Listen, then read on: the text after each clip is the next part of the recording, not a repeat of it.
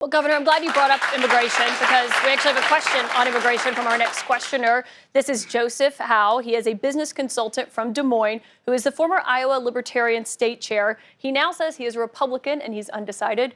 Joseph? Yeah, thanks for being here. Governor, almost all illegal migrants crossing the border carry a backpacker bag, and very few are cartel members. If you order to shoot on sight, now accepting women and children, how many innocent people are you willing to have killed to kill one low-level drug mule? Well, Joseph, thanks for that, but I take issue with the premise of that. When you're conducting military operations, you're not just doing that willy-nilly. I'm the only one running for president that actually has served overseas in a war in the Iraq campaign. They didn't wear uniforms. You had to positively identify. People would have hostile actions, hostile intent, and then you would be able to engage. So it's going to be the same type of thing. It's not going to be, and it's anything like we do even domestically when a police officer would engage. So it's not going to be done the way the media is saying it's going to be done. But I will tell you this, I've been down there. The cartel will cut holes in the actual border wall, and they will come through with fentanyl. So my question to you and to other critics who don't say, how many fentanyl deaths are enough? Are we just supposed to sit here and let this happen? I think a president not only has a right, I think you have a responsibility to fight back against these people. I am sick and tired of seeing the carnage in this country. And in my travels through Iowa, I've met angel parents, people that have lost kids to fentanyl overdose. And a lot of times, these are not drug addicts.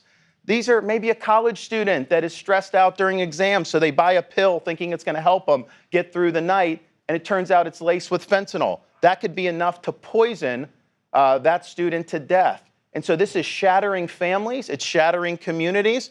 The people in D.C., they just shrug their shoulder. They could care less about what's going on. Well, I care about this. I care about defending American communities and American families. And so, yes, they have killed more Americans than all the terrorist groups in this world combined over the last 5 years. When is enough enough? But you do think you would have the intelligence to do that? Yes, I think that's absolutely, the question. absolutely.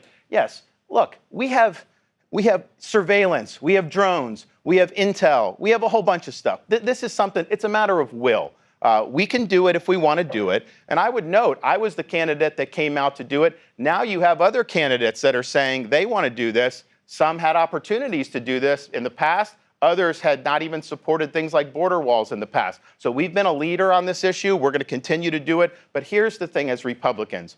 How many years have we been talking about the border in various iterations? It's been going on my entire adult life. Isn't it about time we had a president that solved it once and for all? I will solve it once and for all. A question on immigration as well, because this is something that you've said. You said that you would take action to end the idea of birthright citizenship for kids of undocumented immigrants. Does that mean ending birthright citizenship? What does that clearly mean? Right, so the 14th Amendment obviously applies to U.S. citizens. It was meant to overturn Dred Scott versus Sanford, which is one of the worst Supreme Court cases in history, to ensure that African Americans were citizens, in spite of what Dred Scott had said, the decision.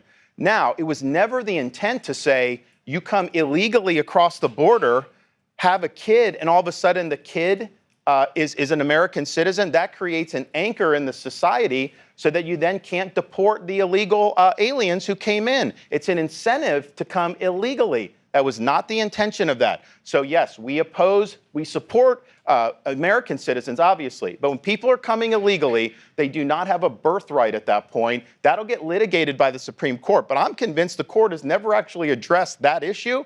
And I think we would win on the law because that was not what the 14th Amendment was intended to do. That would be an executive order, and then you expect that it would be legally challenged? Sure, of course it would be legally challenged. Okay. I do want to go to... And by the way, on this... Go ahead. Donald Trump ran in 2016 saying he would do exactly what I just said. Did he ever sign his name to an executive order when he promised the voters that he was going to do it? Never signed it. What is he now telling people in Iowa this time around? He says he's going to do the same thing that he didn't do the first 4 years. I mean, sometimes you can say Congress stymied you, all this other stuff. All he had to do was put his John Hancock on a piece of paper, and he did not do it. So look, I mean, when I tell you I'm going to do something, you can take it to the bank. I'm going to do it. Are you saying, we've got another voter question, but just, it sounds like you're saying Republican voters can't trust Donald Trump. Well, what I'm saying is if you've run before, promised things, didn't deliver, and then you're running on the same things, wouldn't it be reasonable to say, well, gee, I don't know that I can take that to the bank going forward? So, yes, I think the fact that he's campaigning on something, that does not mean that he would actually follow through on it.